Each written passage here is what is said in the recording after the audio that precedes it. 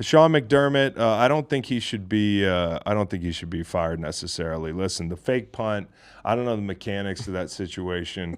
I just know that sometimes when you have an Somebody made a automatic check. but you have automatic checks as a, you don't know this. Because they No, count. I do know this, You but do know even with an automatic check, I think the coaches on the sideline can see it coming, and you call a timeout. I don't know that let me that's the. explain. You're very confident in the mechanics of the Because, situation. bro, if explain you the watch automatic the play, like Sure, when the have you check been on a happens, punt they team move. where- No, but I'm going to explain Okay, it explain in it. offensive terms Yeah. that are applicable. So different terms. Well, if you see this, Okay. then you do this. Okay. It's like Yeah. it's built into the It's built play. in. No, It's built yeah. into the If, punt. if your up back counts heads like he does prior to every punt, and he counts 10 heads, he can say green. So I look at the special teams coach and say maybe your automatic check wasn't very good. If you keep McDermott, you got to keep Brady. So they got to do whatever they can to keep Brady. I know he's going to be an interview. God. I'll just say this, working backwards. First, I feel terrible for Josh. I do. You can say I wouldn't do this for other quarterbacks, and maybe I wouldn't because I think Josh is better than whoever you're thinking about. I think Josh is that good. The fact that he hasn't beaten Patrick Mahomes for me it just means he's not Patrick Mahomes. It just means they're not the Chiefs. You know, in this game, I think it just meant that they had 2 days less rest and the Chiefs were ready to play. They had injuries. They had Benford. They had Bernard. They had Rapdown. They had Poona Ford. He's laughing. I have no idea what he's laughing about. Me either. He's probably going to bring up like some pop culture topic. Yeah. What is it? Nothing. Jesus Christ. I'll try to keep doing the show. I'm gonna retort you when you're done. Okay, but they had a lot of injuries, on defense Yep. and Ford, Rapp, the whole thing. When Klein goes down for a bit, you're like, damn, they're really banged up. They don't have Gabe Davis. I know what you're going to say, Kyle, is Patrick Mahomes, then go do what Patrick Mahomes did.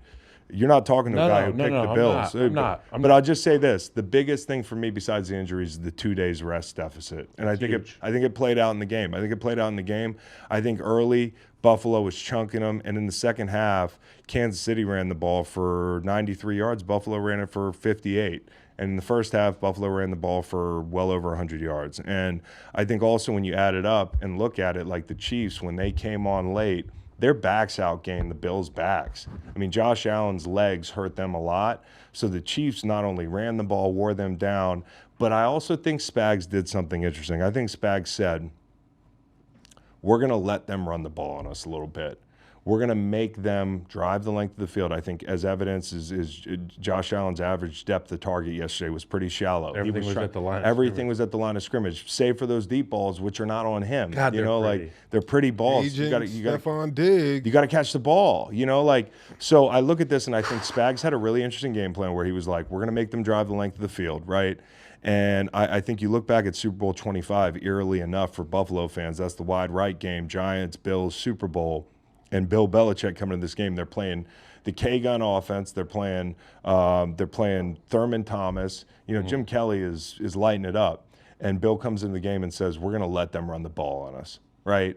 We're gonna give up yards on the ground. They're not going to beat us through the air. And that's what happened. Thurman Thomas, 130 yards in that game, whatever it was, but they won the football game. And I think that was the plan was we're going to stay in two high structures and we're going to make them work the ball down the field, and they didn't allow explosives. Kansas City, no drives over 5 minutes. They were efficient. They were almost too efficient, and that they were barely on the field offensively. An explosive every time they scored a touchdown. They got to third down 5 times. At one point in the fourth quarter, they're 1 of 3 on third down. Not a typo, and it's not like they're punting a lot. The only blemish, 2 misses in the red zone for Mahomes early in the game that made it 10-6, and that defined the game as touchdown. And that's when the game got spooky for them. But I thought overall Kansas City's offense looked great. It was relative to, it was class. to what we know. It was class from Andy Reid, from Matt Nagy, from Patrick Mahomes. That whole game plan looked awesome. And to your point, at the beginning of the game, when I saw those 2 passes sail and he had guys open, not just any guys, TK87 out there in the corner of the end zone, I'd love to see him get a better ball there. But Patrick Mahomes, being Patrick Mahomes throughout the course of the game, was awesome. But for the Bills, you have to think, if you get those 2 opportunities, 7 that turns into 3 early, if you get the fumble on the Mecole Hardman extension, which shouldn't have been an extension, and the crime fits the punishment, or the punishment fits the crime there.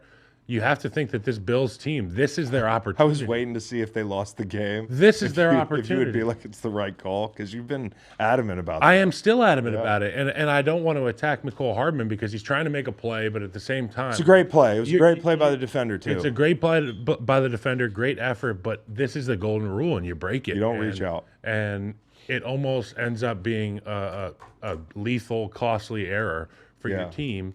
Thankfully, it wasn't, and like you said, it's the greatness of Mahomes. It was the ability of this defense for Kansas City to limit the explosive plays. I think Trent McDuffie played an extremely physical brand of football, attacking the ball in the air, getting after these receivers, making it hard. Every time that we saw these deep throws, they were contested. Granted, the one underthrown ball that was trapped at the chest wasn't contested, but the Stephon Diggs one that sailed a bit, and it almost looked like the wind took it when they showed the slow-mo replay. The ball went 70 yards in the air. It was Sherfield. He went from here to here, which means it was either just a misjudge from these two. I think it might have been misjudging a little bit. And that's unfortunate, and it's indicative of how close this Bills team historically and in recent years is to winning the Super Bowl, getting to the Super Bowl. And that kills you because you look at Brady and Manning, and you look back at some of their games because you're starting to feel like this is a Brady Manning thing. But Manning won, I think, the third postseason game against Brady, if I'm not mistaken. I don't like the comparison. I don't like that because it's lazy. It's too reductive.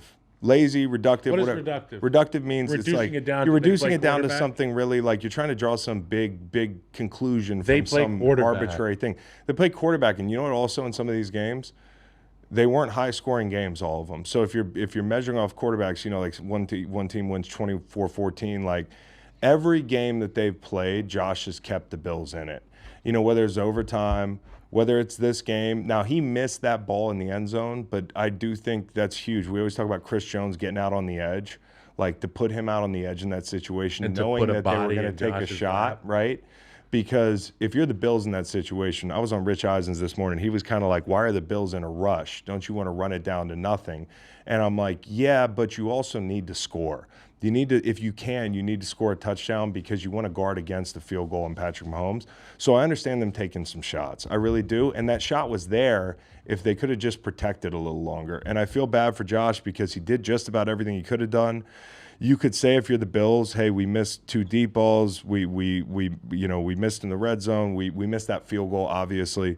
But if you're Kansas City, the Hardman touchdown, you didn't pick up that fumble. That fumble should have been just scoop and score. So I don't look at this game and say, hey, the Bills, it just came down to the field goal. You know, the fumbles, where the fumbles fell into the end zone. Headiness, the way he the first fumble, the way he punched it out, and then the way he dislodged. I don't know who had the hands on the ball for the Chiefs when he dislodged it from him, too. Yeah. Dalton Kincaid is a pro's pro. But I just want to say this, man, like the Josh thing, because there's a lot of people that don't like Josh or they prop up their favorite quarterback and they use Josh as a counterexample.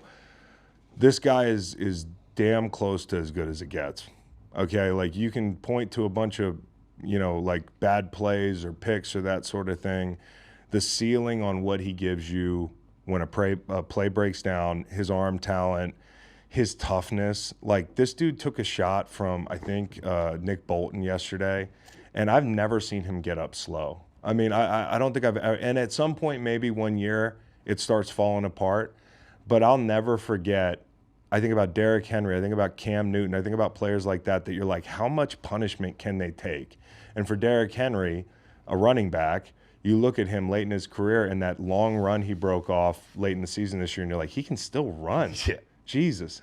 And Cam broke down as time went on, but Josh has not shown those signs. And if you're a Bills fan and you're saying, like, who's the problem here? Why don't we have a ring? Well, there's a lot of teams that don't have a ring right now in the past 5-7 years who have good quarterbacks and the whole thing. The last thing I'm looking at in Buffalo and saying we need to switch something is the quarterback. So we can get in these like these first take kind of talking point conversations after the season. They don't apply to this quarterback or Patrick Mahomes or Joe Burrow. Quarterback. It's good enough. It's great enough. It's great enough. They just couldn't win the game because Kansas City, in my opinion, was a little bit more ready to play and the injuries were too much. Kansas City lost Willie Gay at one point in the game. That could be huge next week. They need to get him back. They're down to safety. Yeah, They're down. I don't know. We'll see. Are we going to look ahead? We can look ahead at the end. We'll look ahead at the end of this. Save what I have for that. But I just think ultimately the missed opportunities for the Bills and Spags and that game plan of saying, hey, we are not going to let them beat us with a big play. And that offense, man, last week I thought it was because last week they had time, playing Miami and being down some edge guys. I thought this week it was just the guys making plays, man. It really looked – the scary thing about the Chiefs, for a lot of people, I think, you can look at the – MVS can catch now? MVS catching the ball. The point is, teams like this, you can't underestimate the fact that when they get in the postseason, they know how to play, and they play 10% better. And that 10% difference wins you games. That's it. And we look at the drops, we look at the MVS fumble, okay. I thought let people tell it during the year, they were going to lose by now because of drops, okay. Kelsey had drops last week. They didn't they didn't lose that game.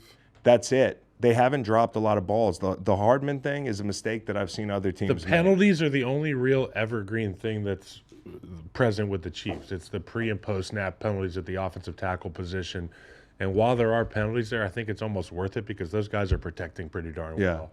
And the interior protected, again, great. And it was a master class in the run game for the Chiefs of building that bully throughout the course of the game. And if you watch early downs in this Bills-Chiefs matchup when the Chiefs are trying to establish that run game that you talked about, I watched a lot of John from those Bills defenders. I watched a lot of pushing and shoving and kind of late hitting on some of their guys. And you know how it gets in these chippy matchups, and these groups know each other well. Yeah. And what I watched was 65, Trey Smith is one of my favorite players in the league. In particular, I was watching him not responding emotionally early and understanding and believing and trusting in Andy Heck's game plan, which was we're going to establish dominance at the line of scrimmage, and at one point or another, that leather strap that they're holding us back with is going to snap. Yeah. We're going to come busting through there. And when Pacheco scored, I think it was a 4-yard touchdown on the left side of the end zone, Trey Smith was dragging nuts on about two dudes. In the slow-mo, when they went to the commercial, I mean, you can almost see that volcano bubbling. And then Andy Heck knows when to call the run that gets Trey Smith in position to really abuse somebody. Listen, the injuries were a lot, but also I think Kansas City's physicality. Like we talked about the team they need to morph into. They have what it takes to morph into that team. And they're going to walk into a beehive this week where everybody's going to be physical too. Yeah. And so. But the playoffs too it's about coaching. I feel like a lot of times that little edge that goes the teams that are in the playoff, they proved and they've shown that they can play with other teams, score points, and do everything they need. But when a team is close like this, you kind of see the chess match between coaches and plays. And like last night, Andy Reid and Kansas City, they had 8 plays, 20 yards or more. Yeah. Bills had 0. Yeah, the explosives. 0. Yeah. And that's crazy. That's crazy. I think it's scheme. I think it's also not having Gabe Davis, and Stephon Diggs has fallen off a cliff. And I'm not saying this disrespectfully because he's 31. Someone else falling off a cliff, but go ahead. I think if you're Buffalo, you have to go get some more weapons in the offseason. It's so easy to look at that offense because Josh does cover a lot of things up and say, they got plenty. They got Gabe Davis. You remember he went for all those yards in that overtime game? They got Stephon Diggs. Well, he's not the Minnesota Stephon Diggs right now. He's not the Buffalo Stephon Diggs from a couple years ago. No. He hasn't gone over 100 yards since November. And since Joe Brady took over, his targets per game went down 3 targets. They be hitting tight ends. And Diggs has not made a stink, okay? Because I think he has that reputation of a guy that makes a stink, but he has not done that. Other than maybe his brother by proxy being hey, get out of Buffalo, that sort of thing, which is a new thing. Proxy, a lot of siblings. Proxy the family members to actually speak on your behalf. There was CeeDee Lamb's mom. Micah's that whole brother. thing. Micah's brother. I never used you to get out of St. Louis in those lean years. I should have. Kyle's Facebook account's going off. But I think I think when it comes to Andy Reid at the end of this game, what was really interesting was he didn't say, ladies and gentlemen, we got him. What he did say was, boy, I'm tired of playing this team in the playoffs. Like, it's like every time we play Coach of the Year stuff from Sean McDermott. Now, he knows the temperature. Why is he saying that? Yeah, he likes playing them. He likes playing them, maybe. Or maybe he feels like for his friend, and I think for coaches, they hate this. Coaches hate this climate now where it's like, this guy's going to get fired now. Yeah. You know, like I wonder how most coaches feel about the Sirianni thing. I wonder how people feel about the McDermott thing. But him getting up there and saying that, I thought was interesting. Whatever you glean from it. Especially but the Bills after need to go get being somebody. fired. He himself was fired after having so much success in NFC, but never getting to the Super Bowl. Yes. And Stephon Diggs, man, there was a long time that Andy Reid hadn't won a Super Bowl, right? They went 5 times to the championship game in Philly. So I'm sure Philly wishes he was still there. I mean, like, no matter what success we've had. Can you imagine if he was still there? But the point is, it's hard to just fire coaches away because you don't know how close you are. And also for Kansas City, if you're Buffalo, like if Travis Kelce retires, and there was a Tafoya report about this, I think that he's going to retire, whatever that means, they're going to be different. Yeah. You know, and like the free agency class, we're going to talk about Mike Evans and Tampa Bay Buccaneers. You think about weapons to put outside, like, oh boy, who knows? Who knows what, you know, like you might have to draft well. Sky Moore, etc. You know, like you look around the AFC. If you're Buffalo, is it worth hanging on another year and saying, "Hey, Joe Burrow in Cincinnati, they can't pay T. Higgins and Jamar Chase. You know, Justin Herbert's starting over. Lamar Jackson and the Ravens might be in the Super Bowl this year. It's hard to get back. They need Buffalo. They need rushers. I look at Buffalo. They need a few things, but you're so close. Resist the urge to blow it up, in my opinion. Improve the team. Improve the team a little bit. Don't restart anything. I mean, like, that would be my opinion. And if they fire McDermott, I'll understand because they know better than me what's going on inside the building. But I wanna use my, like, hold on a minute player card here. Air brakes. And just say, hey, think about this for a second because you guys have been really close. Yeah, you got curb stomped last year against Cincinnati, but that was a legit beating. You know, this year you lose this close game, a kick, you're in overtime, you know, the whole thing, catch the ball, stuff like that. They probably got to get rid of Von Miller.